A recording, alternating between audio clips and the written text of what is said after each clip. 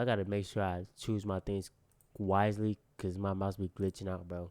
Thor has his weapons. I have my old spice. Never let the crowd see you sweat. Heard that movie was so I got a big old trash. bowl for $5. I got a big old bowl for $5. It's got mac and Not gonna lie, bro. Don't care. Don't care. Don't care. But by the time, as long as that took me, I could have been over, bro. Jeez. Leaves us with the mystery of who is It's in this different new on vibranium phone. suit. Let's hope the memes are So- wrong and it's not Ryan Gosling. I mean, nothing against our future Ken doll, but That you know, dude- it's just our hearts are broken enough. One major overlooked detail hidden in this suit's design Why would a actually white opens up dude a be whole playing new Black Panther? possibility. I actually If found anything, 5 that would new be worse things now than that this just IMAX replacing trailer Black is here Panther with by Black parts Panther of it in altogether. wider aspect ratio and all of it in sharper 4K detail. So let's break down all the new stuff. Of course, the trailer ends with the reveal of this mystery figure in the suit and Kendrick Lamar's All Right, cutting to black on And When I Wake Up. The theory I posed in the trailer breakdown, which you should watch if you haven't already, is that this could be a clue pointing to this being a resurrected character like Killmonger, who was buried at sea I at ain't the gonna end of the lie, 2018 but the film, and person might- looks so slim. Like, if there's no way freaking. There is no, what's his name? Michael B. Jordan looks that slim, bro. Therefore, tie in with the ocean dwellers, who are opposed to the Wakandas in this film. We actually just learned that the name of their home is not Atlantis in this movie, but Tlalocan, inspired by the paradise from Aztec mythology. Namor and his people draw from both Mayan and Aztec influences, similar to how for the 2018 film, Ryan Coogler's team drew influences from across the African continent to create the fictional Wakanda mythology. Actually, one detail that we didn't mention from Namor's birth shot, this baby has wings on his feet, the same that Namor has in the comics. But getting back to that detail of who is in the suit, in the trailer, Angela Bassett as Queen Ramonda declares, "I am queen of the most powerful nation in the world, and my entire family is gone. Have I not given everything?" And since she says my entire family, that tells us Shuri is either missing or presumed dead, which I interpret as a strong indicator that Shuri might go into the ancestral plane in search of backup. And assuming that T'Challa's death of natural causes, we think, might lead his Panther spirit to be unable or unwilling to return to this realm and force Shuri to seek her more eager cousin Killmonger's assistance. But as Doctor Strange saw when he resurrected the dead,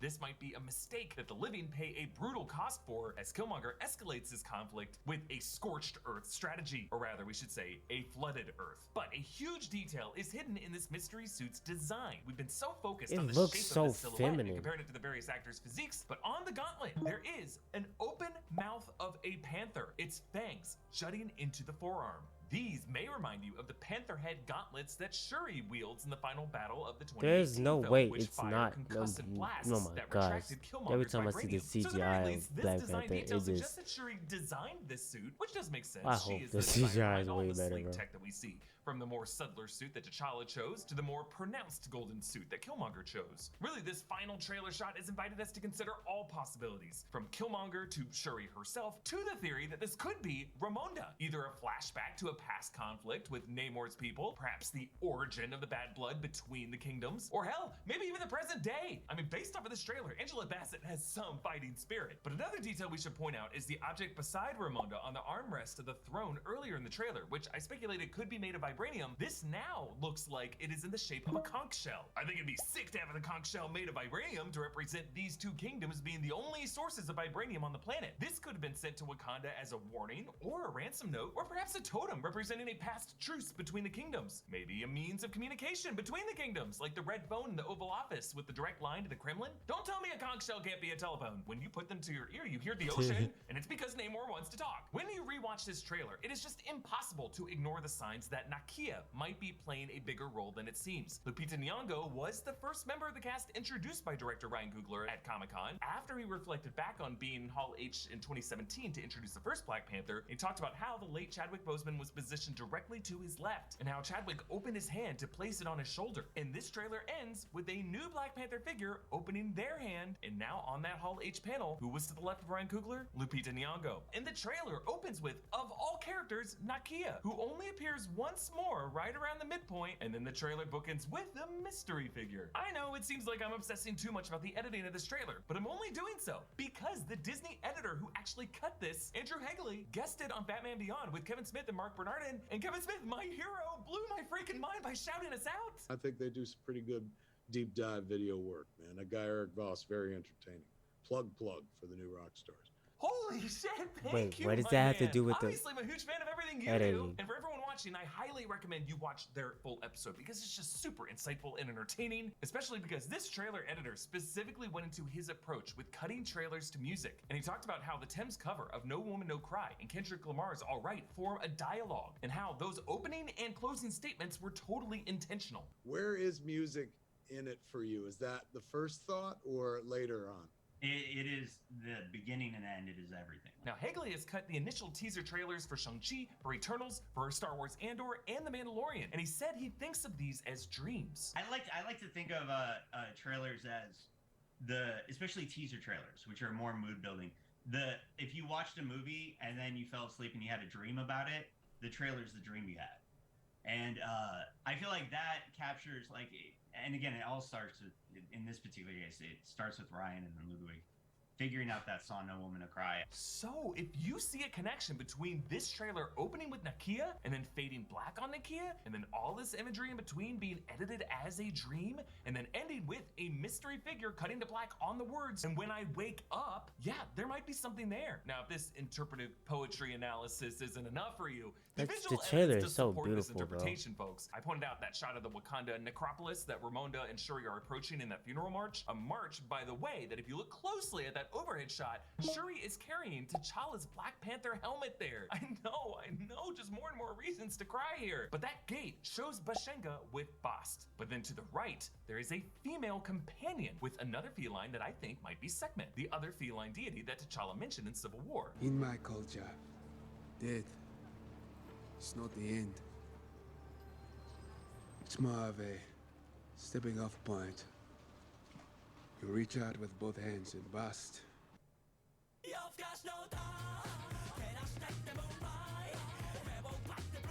And Sekhmet, they lead you into the green veldt where you can run forever. Now, think about it. Would this shrine include a statue of Bashenga's mother or sister, or his spouse? If it's his spouse, that would set up Nakia to be the heir to the mantle. So I'll leave it to you to decide the silhouette of this mystery figure. Honestly, it feels pretty weird to talk about how good of shape all these actors are in. I mean, you could say that the curves might look more masculine from this angle, but its arms might look thinner than what we remember Michael B. Jordan looking like in the 2018 film. You could say that the arms roughly match the width of Nakia's arms from the opening shot, though Lupita Nyong'o is wearing a costume there, so it's kind of hard to tell. I mean, these suits are often worn by stunt actors or just all of it VFX'd anyway. To me, the more important clue is how the suit assembles. Shuri designed them to be contained within a necklace or some other article of jewelry that the wearer can walk around in. By the way, I don't know how T'Challa or Tony Stark would walk around with their entire suits contained within a small apparatus. I mean, those necklaces would be heavy as shit. But whatever, it's a movie. Remember, T'Challa's suit had silver trimming and was encased within a silver-colored vibranium necklace. So if this suit has gold trimming, we probably should look for someone wearing gold jewelry. And yes, lots of characters wear golden jewelry, Ramonda, Namor, but there is this one shot showing Shuri sobbing as she is held by another female figure who wears a golden bracelet on her right hand. Again, the right-handed mystery figure is what the trailer cuts to black on. We do see Shuri early in the trailer doing the handshake with Riri Williams wearing the same golden bracelet. I think she designed this bracelet, wore it initially, and then handed it off to someone else. And in this shot of her crying, I am pretty sure that is the arm of Nakia. And in the opening shot of this trailer on the beach, you can barely make out a faint glimmer of gold reflecting off of Nakia's wrist. I don't know, Nakia being in the suit here does not rule out the possibility of Killmonger still getting resurrected from the ancestral plane in this movie. Both could still be possible. In fact, we might just see several characters in Black Panther suits in this movie. Let me know who you think this is based on this new evidence. I have Follow no me on idea. Instagram and Twitter at Nakia EAPods. is Follow New Rockstars. probably, Subscribe to New Rockstars. I believe it's Shuri or Nakia, if anyone, bro. Oh, there's another breakdown. Welcome back to New Rockstars. I'm Eric Voss, and this is a breakdown of the trailer for Black Panther Wakanda Forever, which leaves us with tears and with questions. Let's break down this trailer frame by frame for the visual details you might have missed, translations of every bit of Wakanda text that we see on screen, and just appreciation for the amazing production design and the other deeper layers of meaning that you might have overlooked. Let's get started. Oh, woman, no cry. No, woman, no cry.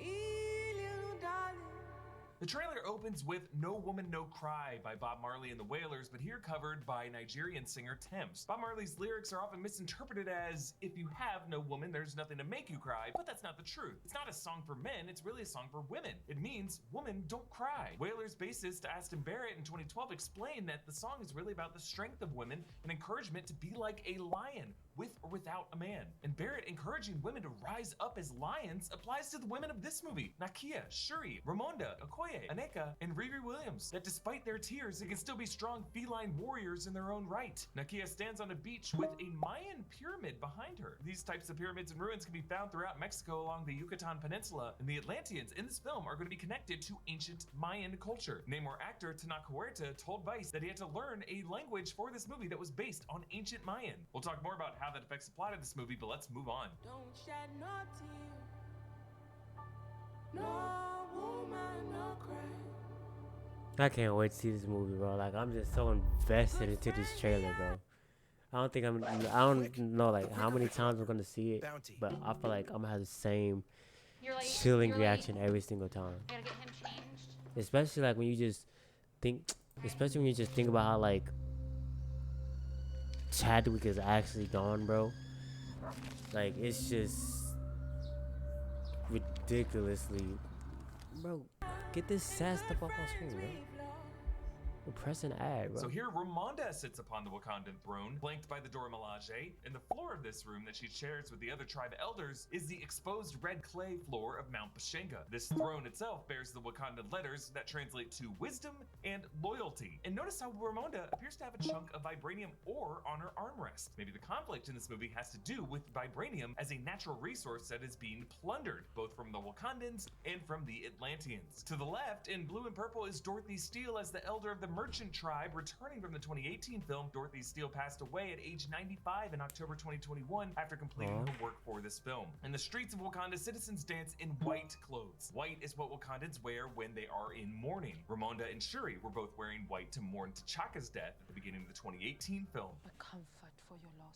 Thank you, Nakia. Now Wakanda celebrates the life of T'Challa. Shuri grieves in a procession with her mother Ramonda over the Marvel Studios logo that's also in white, led by the Dora Milaje, who in this very rare occasion trade out their red uniforms for these white robes. So yes, this film will address Chadwick Boseman's death by showing the death of T'Challa. How the character has died remains unclear. Some have wondered if this film might be set during the blip. Maybe they could be mourning T'Challa's dusting, but that is not possible because Shuri was among the dusted according to Avengers Endgame. And Shuri is in this movie. Also, according to everyone on cast and crew, this, along with every other Phase 4 title aside from a couple flashbacks, is set definitively after the blip. I just hope that they don't make the actual circumstances of its death. It would be, how would I say, it would be so dumb for them to go back, but before the death of Thanos. Like, we're done with that, bro. We're moving forward. Like, no one wants to see before Thanos. No one wants to hear about Thanos.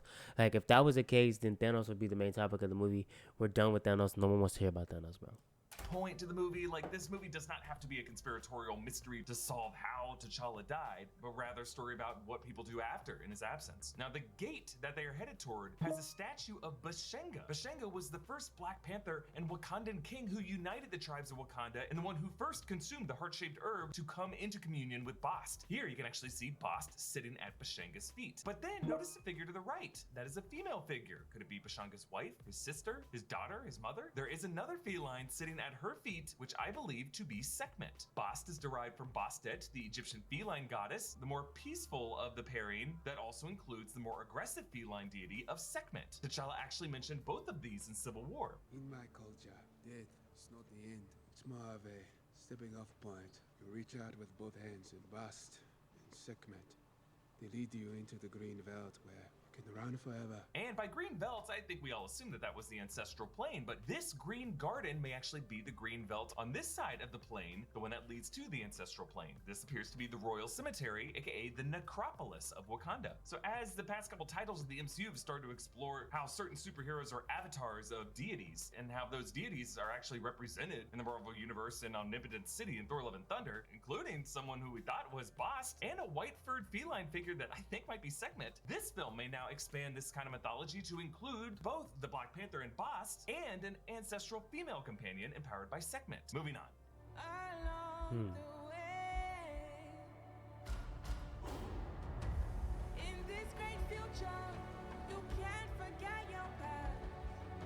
There's another angle of the throne room showing the Dora Milaje in formation, and now the columns have writing on them. We can see in power, then T'Challa, then our hero, and honor forever. And we know from some set photos that the full transcription of this phrase is rest in power, King T'Challa, our hero, 'twas an honor, Wakanda forever. And notice how each platform represents a different part of Wakanda. We actually saw these platforms and the art behind them in the 2018 film. On the left, the column at the guard's feet reads Golden City, that is the name of the central metropolis of Wakanda. The next one, King's Guard, that represents the Dora Milaje. Next one, River Tribe, that is the Green Cloak Tribe from Warrior Falls, the tribe Nakia comes from. And the fourth one, Mining Tribe, that is the Red Cloak Tribe that we saw at Warrior Falls. And behind each of these are tableau symbols in red clay, much like the floor of this throne room. The one on the far left is a large tree with expansive branches and equally expansive roots, likely the Panther tree that we see in the ancestral plane. But you may also be reminded of the Asgardian Yggdrasil World's Tree. It's just always interesting when the MCU's disparate mythologies parallel each other in little ways like this. Then Ramonda, now in black, stands on the shoreline that we think Nakia is on, and notice some gray hairs are visible under her headpiece. She looks magnificent, but even she cannot hide the toll that her life and losses have taken on her. Moving on.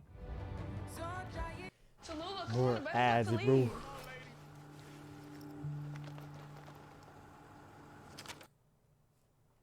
Please stop showing me these depressing. I don't smoke. I don't do none of this, bro. Like, get off my screen, bro. You know, I do smoke a little weed, but like, I ain't addicted to it. Here we see the birth of Namor. Namor is Marvel's first mutant, publication date-wise, and now that the MCU has finally said the word mutation in the context of Kamala Khan, it's likely that they're gonna call Namor a mutant in this movie as well. Namor is the mutant son born to the Atlantean princess of Fen and a human captain of the Lemurian Star, which kinda got referenced in Winter Soldier. Target is a mobile satellite launch platform, the Lemurian Star. Yeah, Lemurian Star, Potato Topato. Now, while DC's Aquaman first appeared in 1941, Namor actually precedes him, joining Captain America in the android form of the Human Torch in 1939. These three were the first real Marvel superheroes. Over the years, Namor has been known as really an anti-hero who seeks vengeance against surface dwellers, and in more recent comics has had a history of bad blood with Wakanda and T'Challa. Now, Atlantis has actually been hinted at a few times in the MCU. In Iron Man 2, the world map that gave us our first sighting of Wakanda in the MCU also included a site in the South Atlantic Ocean. And then Endgame had that one line about the underwater earthquakes. Get a reading on those tremors? It was a mild subduction under the African plate. How are we handling it? It's an earthquake under the ocean. We handle it by not handling it. And now we actually get to visit Atlantis and meet these people. It's interesting how this mother gives birth in shallow water. You can see the surface right above her head. All the Atlanteans that we see are blue-skinned, as Namor's mother was in the comics, but here, his mother may be human, thus the shallow water. Just a human who might have fallen in love with an Atlantean father, and that's why Namor isn't blue. Maybe his skin is a reflection of his mutation. Let's move on.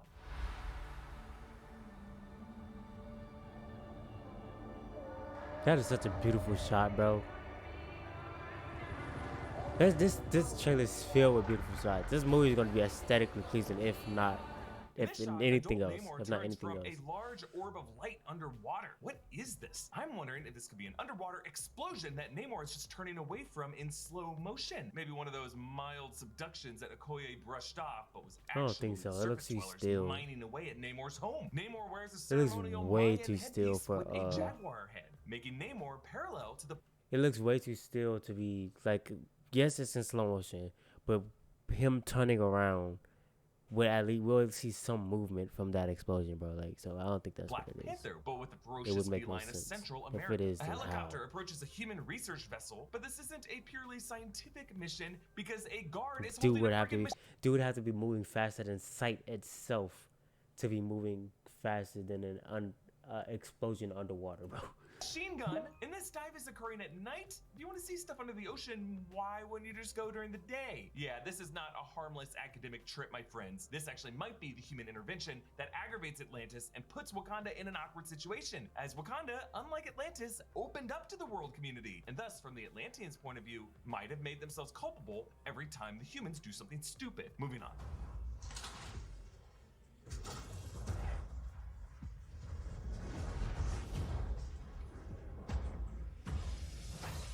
Okay, now a different shot that I don't think is part of that research vessel. Here, we see some What armed was that uniformed soldiers music? invading the Where'd the music Wakandan go? lab, forcing a scientist to open a door, and then holding other scientists at gunpoint beside these bubbling water columns. This could be an off-campus lab where, I don't know, maybe some Navy SEALs were sent to take everything the Wakandans know about Atlantis. Or maybe they're just there to steal their vibranium. Actually, later in the trailer, we do see the Dora Milaje coming to these scientists' aid. The fact that a conflict, though, is happening means that international relations are probably going to shit. Then this insane shot where Shuri stands on the red clay floor with the throne as fire climbs the columns, but a room around this floods. Later shots in the trailer showed this room flooding, and that is shocking because, again, this room is atop Mount Pashanga. So for water to reach that high, it must have been an insanely tall tidal wave. And indeed, as we see throughout the trailer, all of Wakanda is going to flood. This movie looks like it's going to closely adapt the 2012 Avengers vs. X-Men comic storyline, in which, and it's kind of crazy, just go with me on this, the Phoenix Force takes 5 hosts, one of them Namor, and tracks down the Avengers to Wakanda, and then uses Namor's amplified powers to flood the entire nation of Wakanda, killing countless innocents. So I assume in this movie, the Atlanteans will flood Wakanda as a kind of final escalation, maybe a measure of last resort that begins with Wakanda siding with humanity over them. But is it gonna be Namor who floods Wakanda, or one of the other Atlanteans that he doesn't necessarily agree with the extremity of? Let's play a quick round of Would You Rather. Would you rather be up at 6 a.m. for a flight to Hawaii tomorrow, or meet up with your best friend who you haven't seen forever, who's only in town for one night for a drink with Z-Bite? That'll is Riga. Now it's by clicking a Ironheart, a brilliant % off your first order. Shuri in the lab greets Riri Williams, aka Ironheart, a brilliant MIT student and engineer played by Dominique Thorne. And she's gonna be getting her own Disney Plus series in fall 2023. Looks like Shuri might be doing some recruiting of great minds from Tony Stark's alma mater. Now, Letitia Wright as an actress is just very thin, but notice as she approaches Dominique Thorne, she has definitely put on a bit of mass in her shoulders. I only bring this up because the final shot of this trailer is just gonna force us to pay close attention to all of these actors' physiques. And right as Shuri and Riri slap hands, Tem's repetition of everything gonna be alright transitions seamlessly into Kendrick Lamar's Alright. Like many Bob Marley songs, Lamar's Alright became a protest anthem. He conceived this track while visiting South Africa's Robben Island to see the cell where Nelson Mandela was imprisoned, and he wrote these lyrics with an intent to heal. Thereafter, this song became a key song for the BLM movement, both to grieve, but also to fight through that grief and find a way to express joy and to keep one's head up.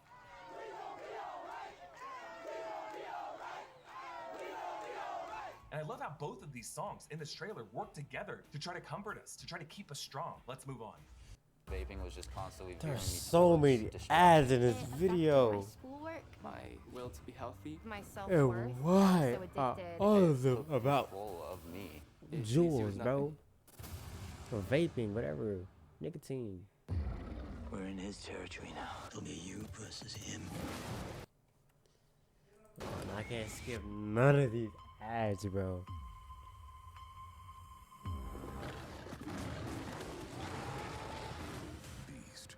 A man fighting a lion is the most dumb thing I've ever seen. Like, yes, it's a movie, but bro, that's so ridiculous.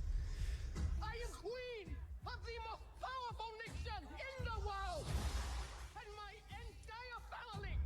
How did they even do this? Okay, an interesting flashback shows this ranch house on fire, and then there's like an old-timey carriage, someone an old-timey tire dead out front as a young Namor gazes up at this fire with 4 blue-skinned Atlanteans. I assume this is part of Namor's origin story, maybe the death of one of his parents, and the fact that this seems to be set so far in the past might mean that they give Namor a similar origin that he had in the comics. He could just be very old, someone who ages very slowly. I like how the Atlanteans wear these breathing masks over their faces, but presumably to circulate water into their mouths, since they might not be able to breathe air. But Namor doesn't have to wear one because he is part human. But then we have this match cut of adult Namor meeting the Atlanteans on a different shore. This, if you look at the structures in the background, is Wakanda. Now, Wakanda seemed to be in the middle of the African continent, but it did border a body of water. And if you look later on in this trailer, on the same beachfront, Namor and the others face fire from a Wakandan aircraft as M'Baku leaps at them from a boat. But interesting how in that shot, the other Atlanteans dive back in the water, but Namor doesn't move. Does he have some kind of divine protection as the avatar of a Mayan god? We return to the Mountain Kingdom kingdom of the Jabari tribe of M'Baku. Notice the snow-covered gorilla statue. This may be where the Wakandans have to flee to after the flooding, since it's higher ground. Ramonda addresses the UN, and after that skirmish with the commandos and the Wakandan scientists, I'm wondering if she's now declaring that Wakanda is actually turning away from the world community, a reversal of her son's address in the 2018 film. And then we get another shot of T'Challa's funeral ceremony, showing his face on a billboard with the Wakandan letters translating to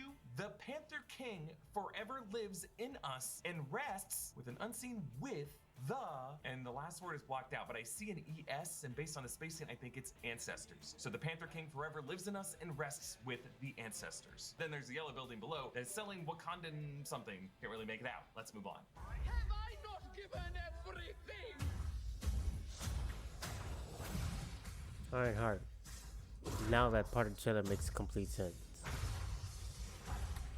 I had no idea who she the emotional was. speech given by Ramonda that I thought was in the UN is actually being delivered in the Wakandan throne room, perhaps to the Atlantean invaders who are now demanding more from her. And she says, "My entire family is gone." So T'Chaka and T'Challa are gone, but what about Shuri? I would be really surprised if Shuri dies in this movie, but she may not be actually dead. She might just be in the ancestral plane, and Ramonda just thinks she's dead. For Shuri to access the ancestral plane, she would have to find a way to synthetically regrow the heart-shaped herb. The ancestral plane could be where she encounters her father T'Chaka, her brother T'Challa, maybe in the form of a silent panther sitting in the tree. But also, in the ancestral plane, my friends, is likely her cousin Killmonger. I got some more thoughts on that later. We get a clear shot of Namor's 4 Atlantean warriors on a bridge that kind of looks like the same bridge over the Potomac that Everett Ross is walking on. Maybe the Atlanteans also attack an American military site, like the Pentagon, which is right along the Potomac. And that could be what leads that SEAL team to attacking the Wakandan lab for intel on the Atlanteans or their vibranium. And I like that female Atlantean has a necklace with, it looks like a barracuda jawbone. Very cool. Then the shot of Riri Williams hammering away in Shuri's lab, popping out a piece of metal in the shape of an Ironheart. Ironheart, suggesting that Riri Williams' Ironheart suit might actually be made of vibranium. Then we see Michaela Cole's character named Aneka, who is a former member of the Dora Milaje who in the comics leaves and forms the Midnight Angels. Her armor includes some wings that enable her to fly. Now the Midnight Angels are, among other things, known for a certain mission with Deadpool to kill Dr. Doom after Doom steals all the Wakandan vibranium. I don't know, Victor Von Doom would be an interesting suspect behind that initial land dweller intrusion. Then a shot of Namor looking at this Mayan art, at least I think it's Mayan. This mural depicts the feathered serpent deity known as, forgive my pronunciation, Kukulkan, which is the Mayan equivalent to Quetzalcoatl of Aztec mythology. So again, the way that the Black Panther uses the deity of Baz as his divine power, serving as avatar, the way Moon Knight served as the avatar to Khonshu, I think the same process is being used used to play by him at Namor, empowered by a Mayan Smite, god. bro. Moving on. Kukulkan.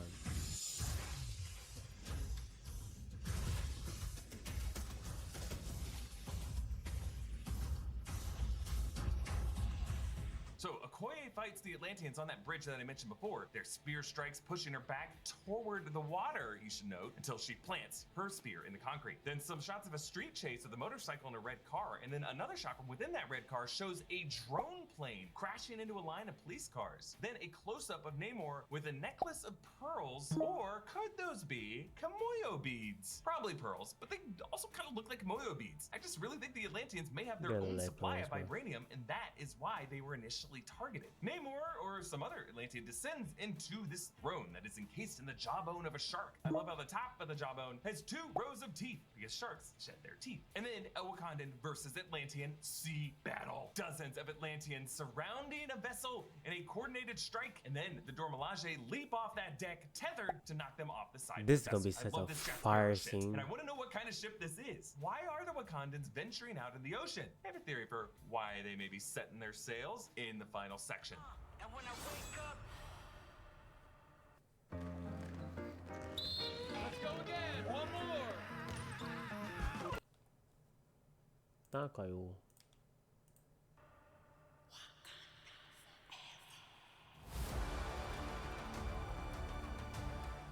So, who is our new Black Panther in this black and gold suit? I initially thought Shuri, since, you know, Letitia Wright has put on some muscle. But based on the silhouette, I will say it looks more like Nakia, who is the first character we see in this trailer. But at the end of the day, I could be wrong. I just do think this figure looks a bit more masculine to me. And really, the clue I'm most interested in comes from the line of Kendrick Lamar's All Right that Coogler cuts to black on.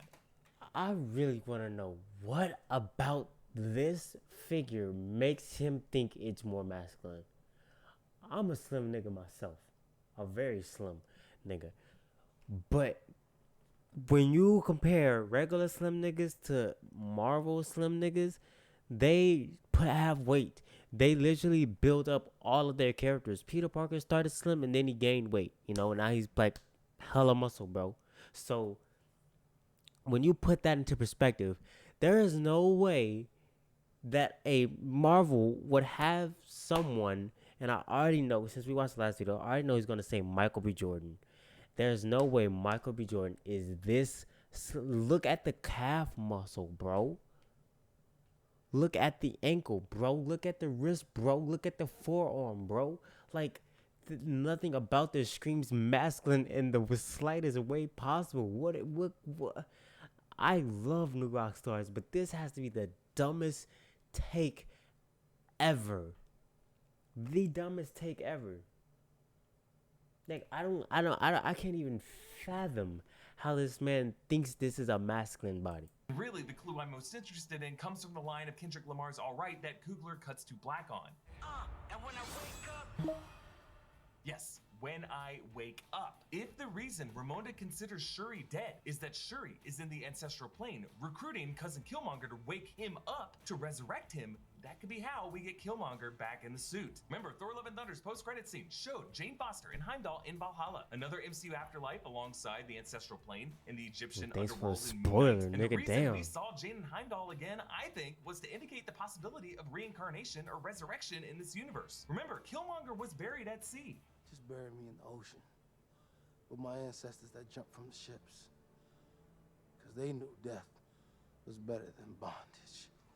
The Atlanteans could have recovered his body. Now remember, Ramonda needed T'Challa's body to resurrect him from the ancestral plane in the 2018 film. Presumably, to resurrect Killmonger, you would need his body. That could be why they're headed out to the ocean. And in this trailer, at the very beginning, there was one shot of Shuri in which she is in this golden, hazy outer. Now, I'm not saying that he won't probably be resurrected. He probably will get resurrected. But there's no way that that's him in that shot. Yes, he was kind of slim in the first Black Panther, but if anything, Michael B. Jordan has gotten bigger from all the roles he's been playing.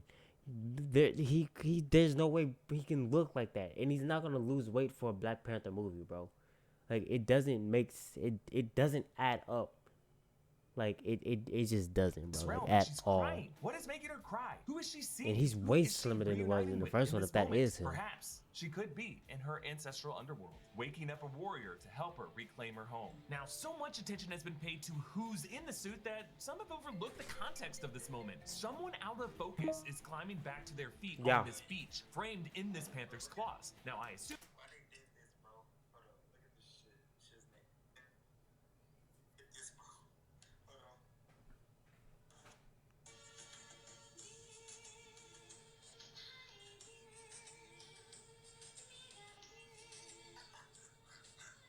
Wait, replay. Oh yeah, I've seen this. This makes absolutely no sense.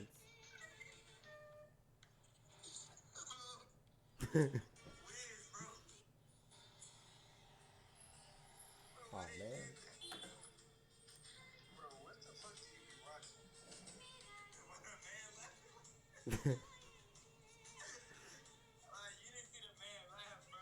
This video makes no sense, bro. It pisses me off.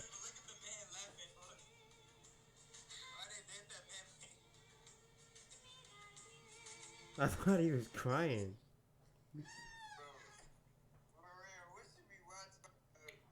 Is that man not crying, bro?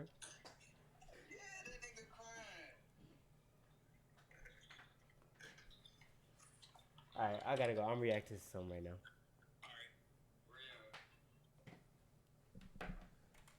Assume it's Namor. Looks like it's a blur of Huerta's chest and his green jammers, golden gauntlets, and chest piece. But if this beach is Wakandan, that would mean this is pre-flood. Because if they need those floodwaters to rise enough to flood the throne room, there wouldn't be a beachfront here. So Killmonger's resurrection and conflict with Namor in this moment might actually be the thing, the moment of escalation that leads Atlantis to retaliate by flooding Wakanda, a risk that Killmonger might consider worth taking. As Doctor Strange learned in Multiverse of Madness, resurrecting the dead may seem like a quick fix, but in the grand scheme of things, it's an unholy action to unbury the dead and can curse the living with unintended consequences. Thank you so much for watching this video. You can follow me on Instagram and Twitter. I gotta read the comments, bro. I gotta see what they saying about this man thinking Killmonger is the Black Panther.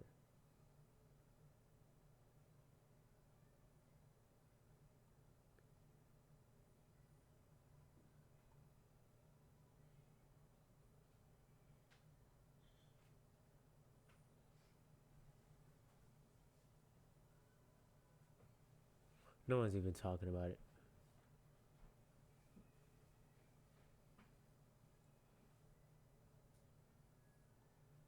I don't know. I feel like people dick ride everything he says, so no one's gonna sit here and actually be like, well, that's not Killmonger, bro.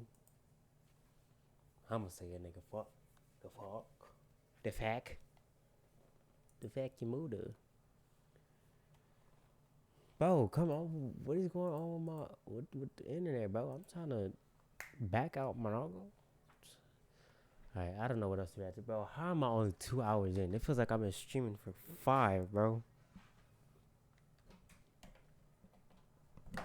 Trying to do longer streams, but I have no idea what to react to.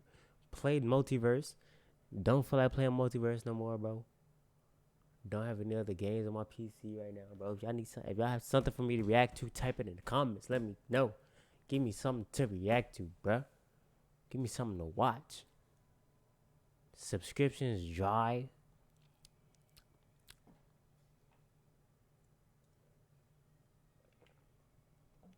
Like, cause I'll sit here and watch whatever I want. But oh, I need to stop recording.